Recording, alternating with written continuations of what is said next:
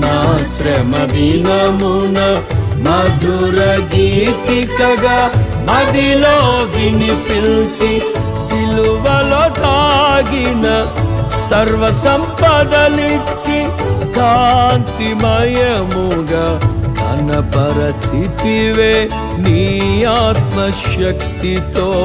సిలువలో తాగిన సర్వ సంపదలిచ్చి కాంతిమయముగా కనపరచితివే నీ ఆత్మశక్తితో. యేసయ్యా నీ సంకల్పమే ఇది నాపై నీకున్న అనురాగమే.